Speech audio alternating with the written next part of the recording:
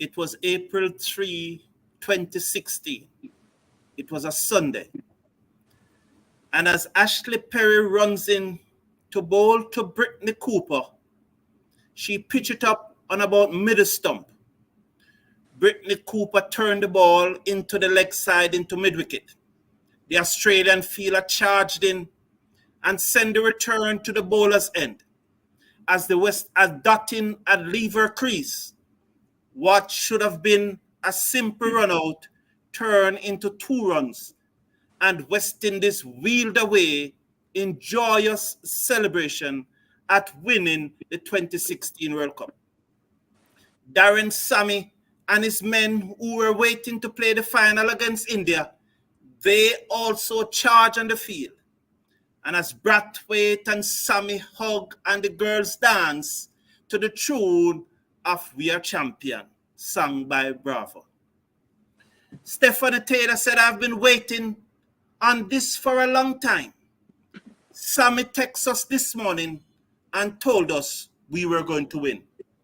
Ailey Matthews said, words cannot explain how I feel now. Dottin said, our lineup is very strong. And Cooper, who scored those winning runs, said, I was not worried at all, for there's no way in hell Australia was going to win that match. Those are distant memories. And as West Indies women look to take on Sri Lanka Women tonight, 12:30 in the Eastern Caribbean and 11:30 p.m. in Jamaica, their chance of qualifying for the 2025 World Cup is getting slimmer and slimmer by the moment. Hello, everyone, and welcome to the show. I'm happy that you're here, and without you, we would not have an audience. Joining me this afternoon is the leading expert in the Caribbean and women cricket. And I have no doubt about that there's no one in the West Indies that follow women cricket as much as Basil Butcher Jr., the son of the legendary Basil Butcher, former West Indies cricketer. Hello, Basil. Good afternoon and welcome to the show, sir. Good afternoon, Carlton. Good afternoon to your viewers. Happy to be here. Yes, Basil, and we are happy to have you also. Thank you. Basil, we look at that performance Friday night in the wee hours of Saturday morning. And to put it mildly, it was a casual performance. Stephanie Taylor made 33, Ailey Matthews 38, Shermaine Camber 27, and then the batting just fell away. In the field, although the temperature was only 31 degrees Celsius, we lack intensity. That performance was not what we expect from a team trying to qualify for the 2025 World Cup. Basil, could you sum up for me the West Indies performance on Friday night? I think overall, well, you would characterize it as a lackluster performance. I mean, the Sri Lankans knocked off the runs with 15.5 overs to go, and we could only make those runs within 50 overs. So that right there, that shows you the disparity of the performances there. I will tell you, I did not see the game. I only saw the highlights. And it would seem to me the Sri Lankan spinners, because when I looked at the scoreboard and I looked at the number of dot balls, we had way over 100 and change dot balls in the 34 overs. It tells me that we were not... Just a minute, Basil. It was Sri Lanka that batted 34 overs. We batted 40. Yes, we all sorry. 48 overs. Sorry. Yeah, we had 172 dot balls. And still got bowled out. Never batted the 50 overs. Right. Yes. And as I looking down the column of the dot balls, I mean, it was horrendous. So it tells me that one, and this is just the first game. Let's see what happens tonight. But they were seeming to move in a better direction in terms of that, improving that strike rotation against Pakistan. And now they slump back to the normal. And I'm wondering it because Galle is a place where spinners get a lot of help in Sri Lanka, and Sri Lanka is loaded with a bunch of spinners. So I'm going to look tonight to see how our batters cope against the spinners, so I could look at the whole game. Yes, Basil, do you expect to see any improvement in performance from these ladies that are presently in Sri Lanka? The people I would expect to see improvement from is Haley Matthews and Taylor. The rest of them, the jury is out. But those two are world-class players. So I expect them to do better in the next game. Yeah, generally, when a West Indies squad is selected, and especially in the middle of a series, I support that squad instead of any criticism leveraging at the players.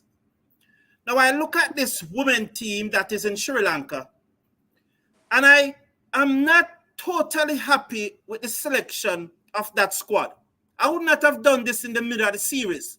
But this squad is so far away from what could be considered a decent squad. Let me put it into context. There's not a lot of talent, women talent in the West Indies. We are struggling. Yes. We need to develop our women talent. There's no doubt about that. There's dirt. When it comes to the talent, it's absolutely dirt. That being said, however, we need to pick the best players that we have. Let me show you. If tonight, in the men match, we play Hope, Charles, or Hetmeyer, in the end, no one really matters, you know. Our analytics will want one player to play and another not to play. That's our analytics. That's not our personal choice. We support whosoever play because all of them are close. Yes.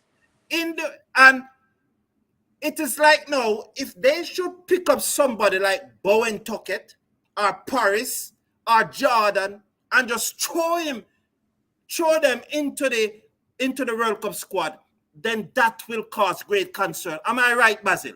Yes. And that's what happened to the West Indies women team in Sri Lanka. There are players in Sri Lanka who should not be there because there are players in the Caribbean who are much better than those players in Sri Lanka. Am I right, Basil? Agreed. Right off the top of my head, Natasha McLean, we want to know why the West Indies board, the selectors need to explain to the cricketing public why Natasha McLean continues to be left off West Indies teams. When, as far as I'm concerned, outside of Matthews and Taylor, she's the most talented batter we have, woman batter we have in the region. But she's not on the team, and I would like to hear an official something as to why she's not on the team. Yes, and again, I want to repeat the point. I'm not saying that, and no, Basil is not saying that Natasha McLean is going to kick down the door.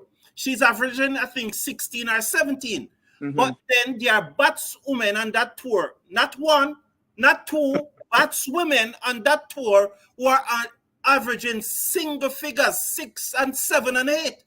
So which batswoman you prefer to take? The one that is averaging 16, which is not good, or the one that is averaging 6 and 7, 8, that is worse? Basil, which would you prefer to take? The 16 one. That's 10 points, right? I mean, just from the eye test to Carlton. You look at Natasha McLean to some of those batters that have been selected ahead of her. It's almost virtually cheese to chalk in terms of the batting ability. Now, it is now on the West Indies setup to get a player like that moving in the right direction. That's where good coaching comes from. It seems to me we in the Caribbean are so backward that we run away from talent because they may have some issues off the field and so on. And that is why you are called a coach. That is what you train to be, a coach. Those are the people that you need to coach, not run away from them. we still in this backward way of if somebody behavior and so on and so forth, we throw them one side and we finish with them. Right? Yes. And we have heard the rumors, and I'm hoping that the director of cricket would come out and say something, or the lead selector, because there are so many rumors surrounding why Natasha McLean is not in the squad. Other players too. There are other players too. We are hearing rumors, and we are responsible. So we are not going to say what the rumors that we hear. We are responsible. Yes. Yes, but we need, if there's a disciplinary issue, have a disciplinary meeting, suspend her if you have to suspend her. Correct. But you cannot be keeping players in limbo. Exactly. And the program cannot move forward. Exactly. This is not professionalism. This is not demonstrating human resource skills, Basil. I agree. I mean, the West Indies board, if you remember, they had Chris Gayle in limbo for a couple of years. You remember? He couldn't play. He didn't go before a disciplinary committee. Most recently, it was Darren Bravo, who was in limbo for almost 3 years, when simply, as far as I thought it was a disciplinary infraction. You go before the disciplinary committee, you get your day in court, as we would say, and whatever sanctions have to be meted out or not be meted out, you serve your time and you come back and you get back into playing. Now where you keep a player in limbo, no, that is very poor. And especially today, these women are making a decent amount that they can make a living playing cricket. So you're actually taking away from a player the opportunity to earn a living playing the sport that she loves, that she has the God-gift talent and ability to play, and so on. I mean, based on the rumors I heard, they have been worse in cricket history and sports history, and those players have come back into the fold. We seem to like to just throw players away in the garbage, and it's not like if we could afford to do that, because as you said earlier, we have a paucity of skilled players that can compete at the international level. And added to that, Basil, is that, and you just said it, we have a paucity of talent. There's not much talent here. Right. But when other young ladies are looking on and they realize that persons are being selected to the squad ahead of persons who perform better than them in our regional tournament, isn't that going to demotivate the youngsters even further and don't want to get involved in the game? Yeah, I think that it can have that effect, because players going to say, wait, I thought y'all are not sending a clear message that how our performances in a regional cricket, etc., is going to be looked at in terms of playing, getting onto the West Indies team. Now, look, for example, Carlton, Glasgow got left out. Glasgow had hardly any opportunity in Pakistan. She's left out the squad. We don't hear nothing. Is Glasgow injured? At least say something, because it's unfair to a player. You hardly get any opportunity, and then the next tour comes and you're left off the team, right? So, because that was the first thing that jumped out at me when I looked at the team.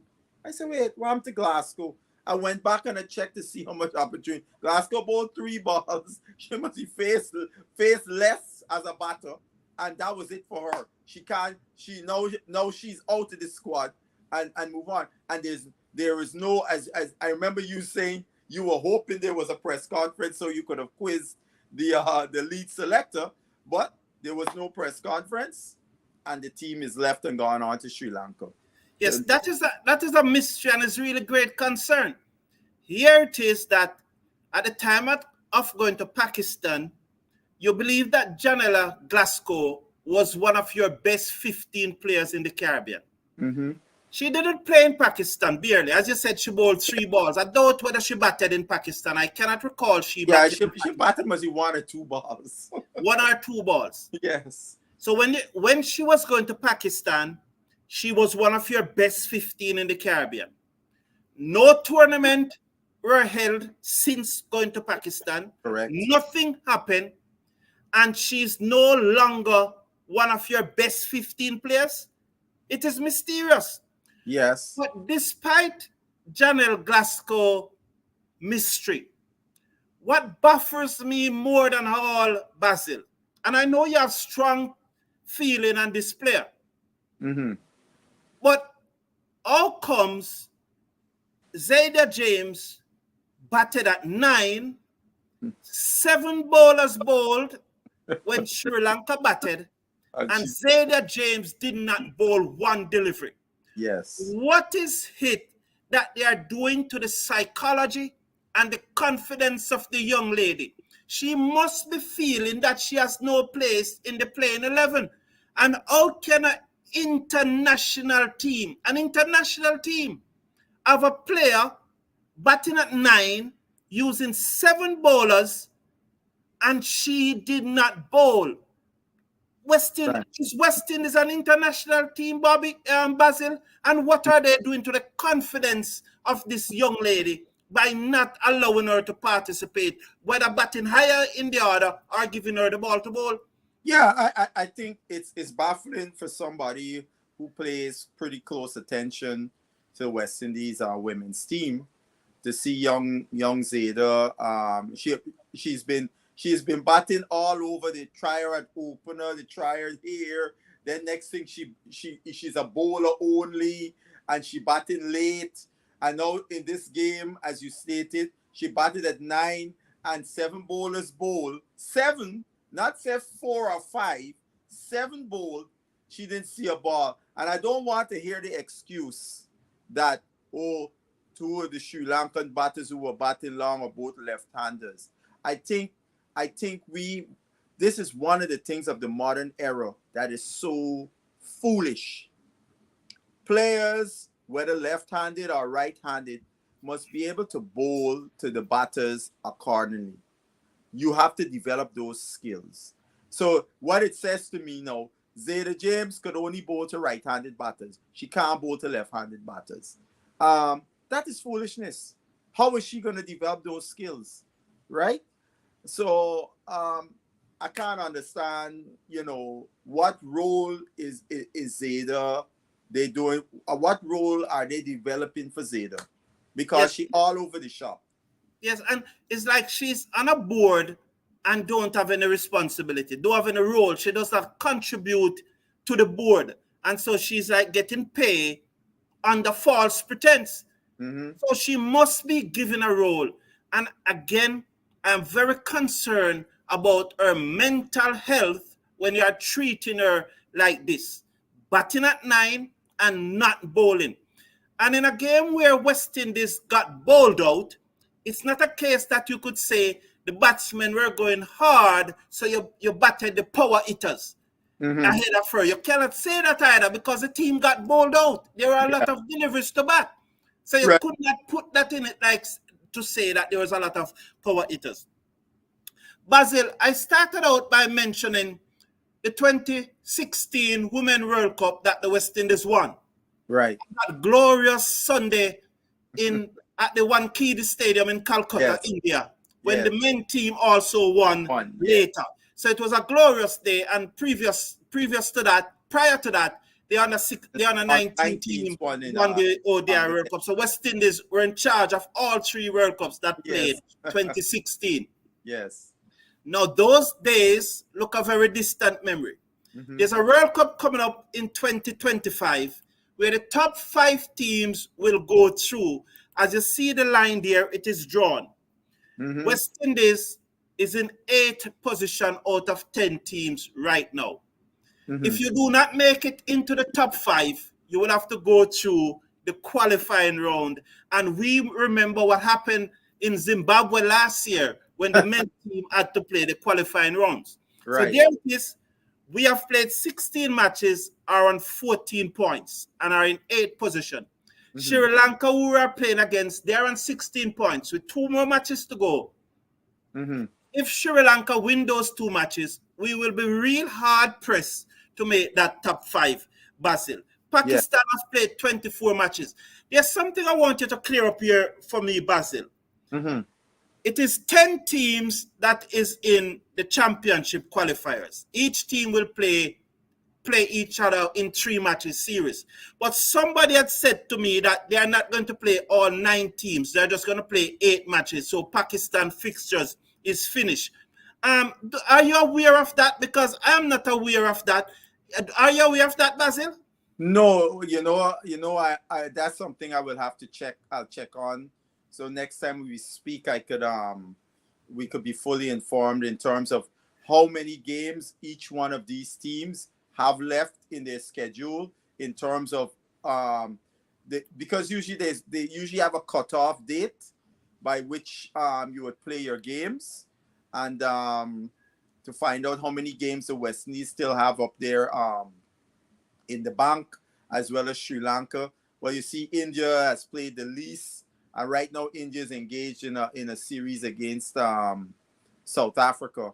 So I see it. I agree with you. It's going to be really, really hard for us to get into the World Cup automatically, and we'll go through the qualifiers. But one thing, unlike the men, though, the women, the teams, the associate teams, I don't think it's not like the associate men who are a little bit closer to the the men. I will have no fear that we would not be able to get through the qualifiers if we have to go through the qualifiers. But once you touch the qualifiers, anything can happen. Anything can happen, yeah. But you see, the thing is, we got 2 world-class players, and I would doubt any of those associates would have such kind of quality players on their teams. So that bodes well for us, right? In terms of Matthews and Taylor on our team, and then we got some other fringe, like the Connells and the Chanel Henry. Chanel Henry, who is for a young lady, in my view, who has a lot of raw ability that can match up with any of our contemporaries around the world, but it doesn't translate to the performances. Chanel Henry, in my view, should be one of the most sought after women cricketers in all these franchise leagues because of her all-round ability, but it does not translate in performances, and because of that, she's not sought after. Yes, one of the things that I believe that is an issue with Chanel Henry is that she's batting at 6 in this West Indies team, and I don't think she's a number 6. I think that she's probably a number 8 or a number 9.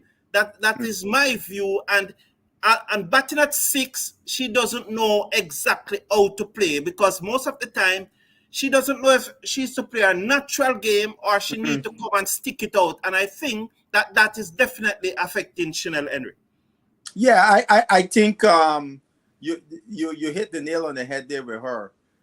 One of her problems I found as a batter, she does not really understand how to construct an inning in terms of situation and so on. And again, this comes with she's been playing international cricket for a little while, but where you would be mastering those skills would be at lower levels, where you would really spend time in the middle and mastering the skill in situation. And one regional tournament a year is not enough cricket for these players. They got to be playing more cricket. I don't know. You could tell me in Jamaica. I don't know. She plays with the men's team, because that's something she may want to be doing. Pretty much all our women players, because the women's league they play in Trinidad, that the quality is not there. So if you're gonna want to improve your skills, you got to go and play with the men's team, or you put together a women's team that would play in the boys competition or something like that. So they're playing against good competition. A lot of cricket. So when we would see them again, we could see improvements, but I don't think that's happening.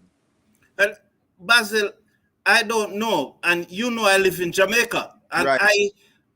and you know that I follow cricket inside out. Exactly. But I can't recall a domestic women tournament in Jamaica for the past 2 years.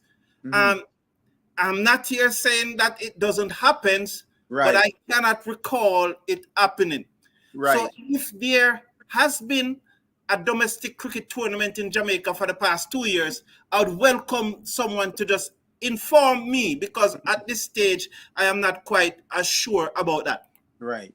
Looking at the playing 11 for tomorrow, Basil, this is a playing 11 that I will go into the game with tomorrow, based on the 15 players that are Right. in Sri Lanka.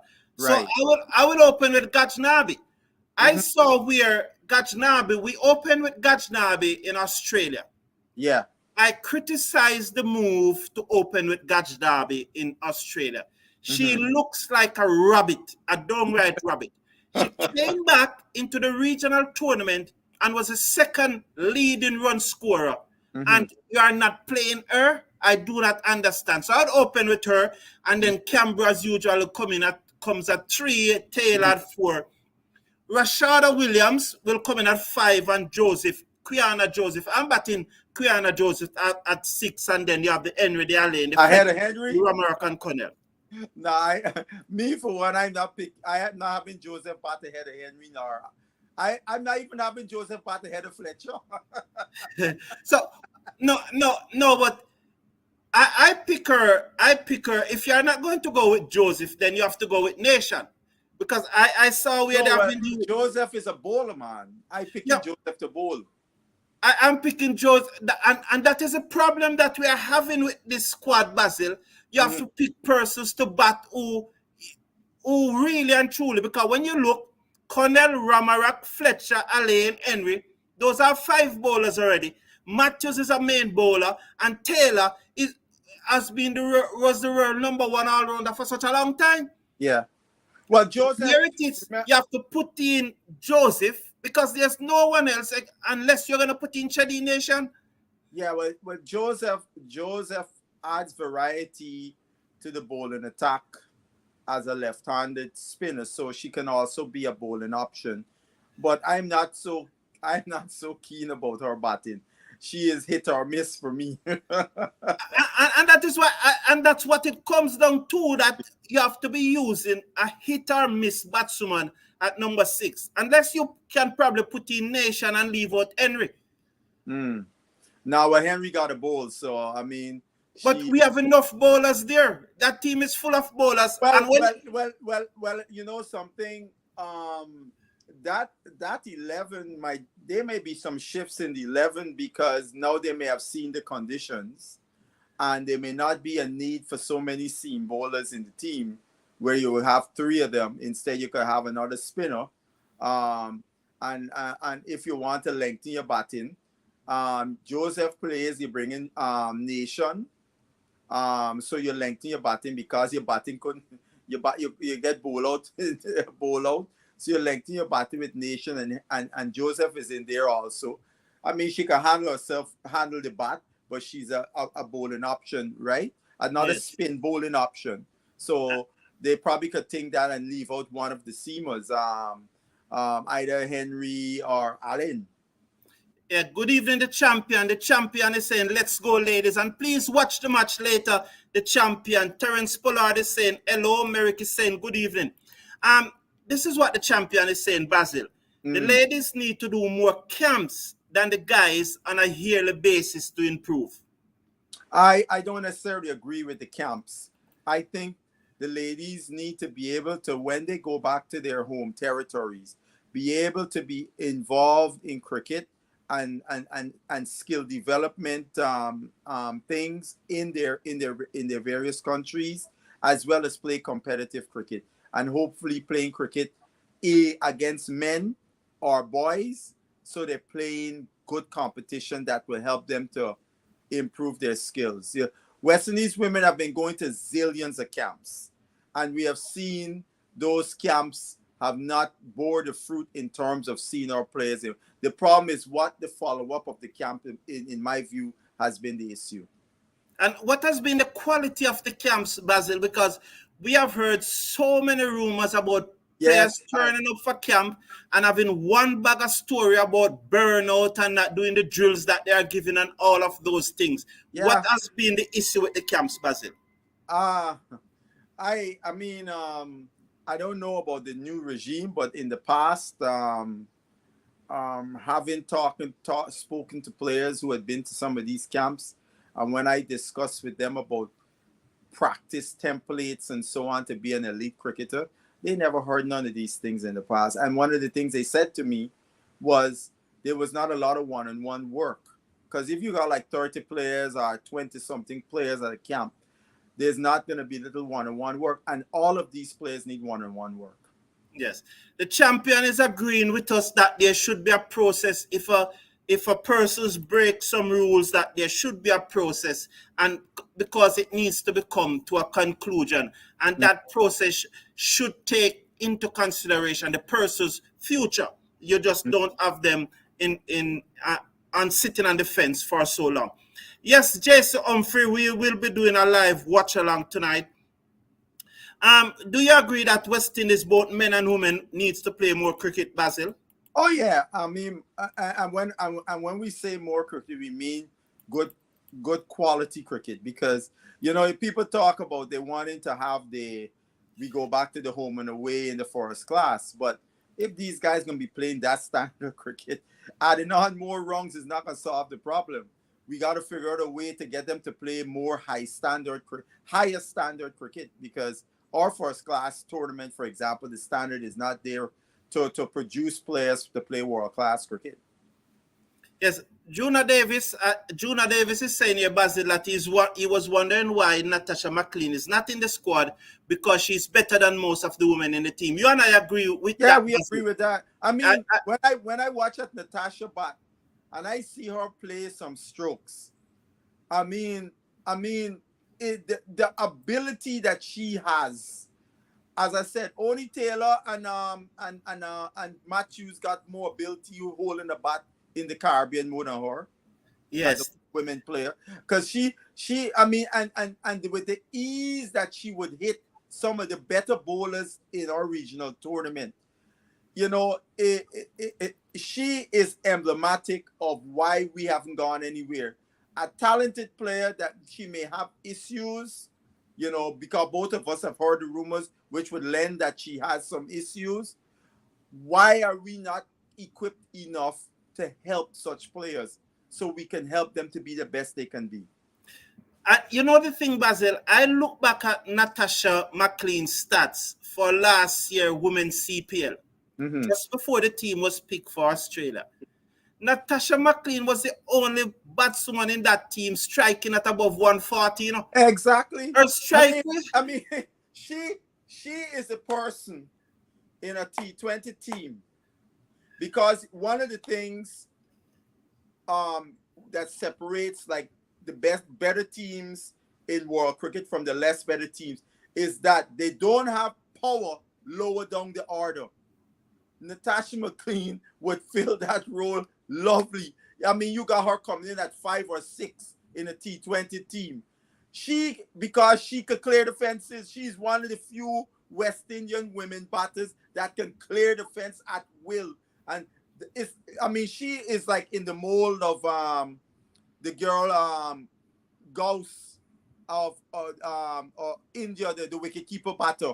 Oh yes, right. She's in the same mold, similar build and all that. And the other thing I must add, Natasha McLean, in my view, is the best wicketkeeper. That's true, She is the best wicketkeeper. She may well be Campbell. She better than Rashada Williams. When you see this girl behind the stumps, you just say to yourself, this girl is so talented. Sometimes I wonder if she realized how talented she is. But now that you brought up the wicket keeping side of Natasha McLean, she should be in this side for her wicket keeping alone. Exactly. Exactly. There's Sir Carter. Remember, I got to leave. Yes, I'm just gonna run through. So I think that who you think is gonna win tonight, Basil? I always said, I was on a radio show with Haley Matthews before they left. And one of the things I said to her, you're going up against a team that unlike Pakistan has a player that could match you in Atapatu, right? So the two of them could kind of cancel each other out, and the rest of the players can decide who wins. And Sri Lanka, to my surprise, other batters stepped up. And if other batters step up for Sri Lanka, we in trouble. Okay. Yes. Thank you very much, Basil. And Mrs. Cricket Forum, you know, this morning I was saying, boy, it feels good to know that I'm coming home next week, Saturday. You know, yeah, the sight, the end is nice. You know, so this morning it felt good. So thank you, Mrs. Cricket Forum, for allowing me to be here. I really appreciate it. Thank you, Basil, for coming on. And I know you have to run. Thank you all for tuning in. Until later, at the watch along when West Indies play Afghanistan. See you then. Take care of yourself. Take care of your loved ones. Be good. All right.